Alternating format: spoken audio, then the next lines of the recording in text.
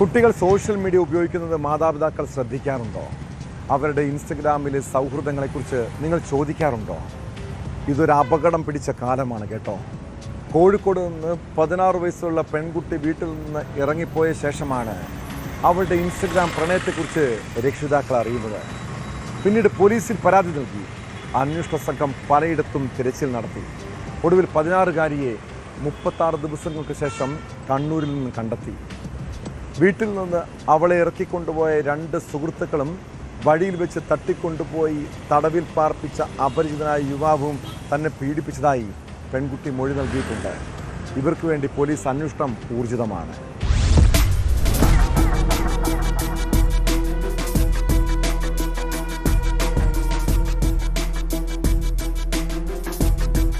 കഴിഞ്ഞ May 15-നാണ് Chevayur police station പരിധിയിൽ നിന്ന് 16-കാരിയെ കാണാതാകുന്നത്.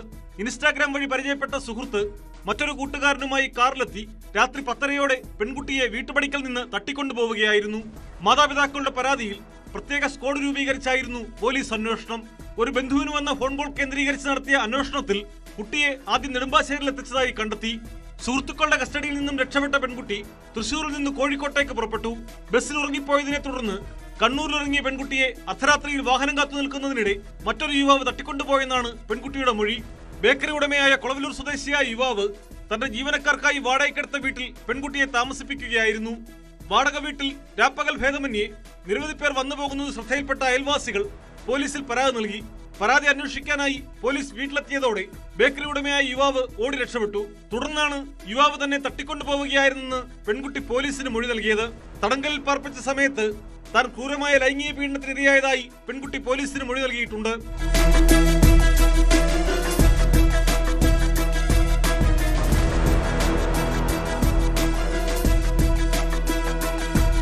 രക്ഷപ്പെടുത്തിയ കുട്ടിയെ കോഴിക്കോട് CWCക്ക് മുമ്പിൽ ഹാജരാക്കിയ ശേഷം ഷെൽട്ടർ ഹോമിലേക്ക് മാറ്റി.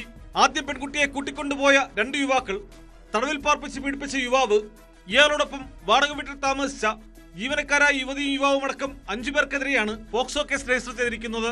ഒളിവിൽ പോയ പ്രതികൾക്കായി അന്വേഷണം ഊർജിതമാക്കിയതായി പോലീസ് അറിയിച്ചു.